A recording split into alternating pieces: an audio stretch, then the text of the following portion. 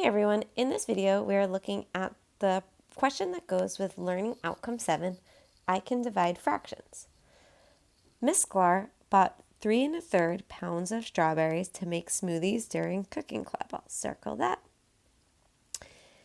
She estimates that she will need 1/9 of a pound of strawberries for each smoothie. How many smoothies can she make with the strawberries she bought? And we're asked to use a bar model to show our work. Okay, so if you think about this, Miss Sklar has this big amount of strawberries and she's making some smoothies, and she knows that each one is going to use 1/9 of a pound. So she's breaking them up into some amount of smoothies. We don't know how many. There's my little cups for my little smoothies. Now, thinking about it like that helps me decide, well, is it 3 1/3 divided by 1/9, or is it 1/9 divided by 3 1/3? Because I know that that can be a little tricky. But once you have this drawn out, well, we know we're starting with our 3 1/3, and we know we're breaking it up into equal groups that are each 1/9 of a pound. So it's just a good way of thinking, okay, so we know that it's 3 1/3 divided by 1/9. So now let's use the bar model to show our work. So the first thing I need to do is I need to draw out 3 1/3. So I know that I'm going to need 4 bars because 3 1/3 is 3 and a little bit. So there's 1, 2, 3. And I know I'll use a 4th. I'll break them all up into thirds. And you can label them. I like doing that because then I think, okay, I should have 3/3 per one whole. Definitely helps with some of those smaller numbers.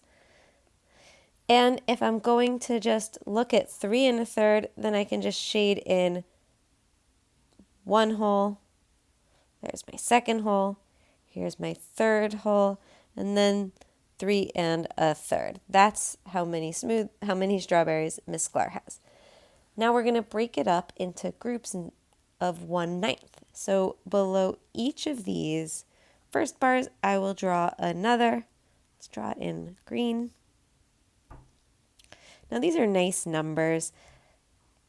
1/9 and 1/3 will line up really well, which is why this is such a good problem to use the bar model on.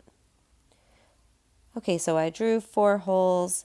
Now I'm going to break each of these ones into 9ths. I should get 9 9ths in one hole. So I'll take a third, and I can break that up into 3 to give me a 9th, because 1/3 is really the same as 3 9ths, right? We can just times that by 3, times that by 3. So each of my 1/3 bits is really just 3 of these 1/9ths. So this is another few 1/9ths and another few 1/9ths. We should have 9 of them. You should double check yours. I'll double check mine. I'll draw out all of my 3s first, and now I'll break all of my 3s up into 9ths. If you are doing this alongside me, then you should pause here, draw your 9ths, and then check. Make sure you have them all.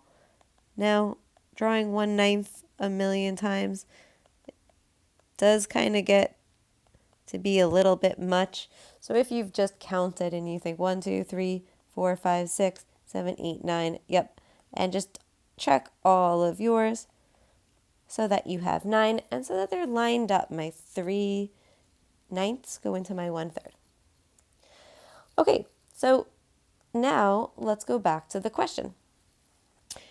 I'm asked to see how many of these 1/9 I can get in 3 1/3. So My next step here is I'm going to draw a line right where I stopped shading in 3 1/3, because that's the amount of strawberries that Miss Sklar has. This stuff over here doesn't really matter because Miss Sklar doesn't have those strawberries anyway.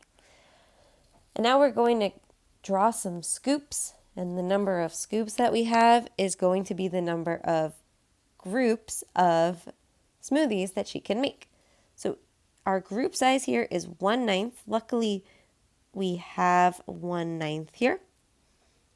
And we can draw out some scoops. So I'm just going to keep scooping each one of these, each group size, until we hit our line there. So skip that in the middle business, keep going here. All right.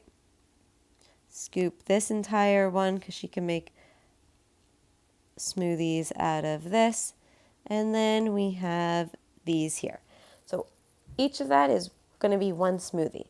Now let's count it up. She can make 1, 2, 3, 4, 5, 6, 7, 8, 9. Well, that makes sense because we know that 9/9 is the same as 1, right? Anything over itself is 1. So here's 9. We know we'll get another 9 out of here, but I'll just keep counting. 10, 11, 12, 13, 14, 15, 16, 17, 18. Okay, so here's our second hole. So now we're at 18, 19, 20, 22, 23, 24, 25, 26, 27. So we have 27 there. And then from this last 1/3, she can get 28, 29. She can make 30. So a great answer sentence here would be Miss Sklar can make, and she can make exactly 30 smoothies. Now, if you want to check your work with this because you think, well, that was a lot of scoops, does that really make sense? Well, you can always check your work with keep, change, flip. So let's go ahead and do that. So we have 3 1/3 divided by 1/9. But in order to do keep, change, flip, we need to change our 3 1/3 to an improper fraction because right now this is a mixed number and we can't use that in our keep, change, flip. So if we want to change it to an improper fraction, we multiply the denominator and the whole number. That gives us 9. And then we add that final 1, and we have 10/3 is our 3 1/3. You can also check that by counting the number of thirds that we shaded in when we drew out our bar model, our first one, and there was 10 of those. So another way of thinking about that is that's 10/3. So we have 10/3 now divided by 1/9. So let's go use that keep, change, flip. So we'll keep our 10/3. We're going to change this from division to multiplication, and then we're going to flip this or use the reciprocal of this, and 1/9 becomes 9/1. And now we can just multiply. When we multiply fractions, we multiply straight across. So we have 10 times 9, that gives us 90. 3 times 1, that gives us 3. We have 90/3. And you can think about that as 90 divided by 3, which would give us 30/1 or 30. Same answer if we do keep, change, flip or if we do the bar model. All right, guys, thanks for watching.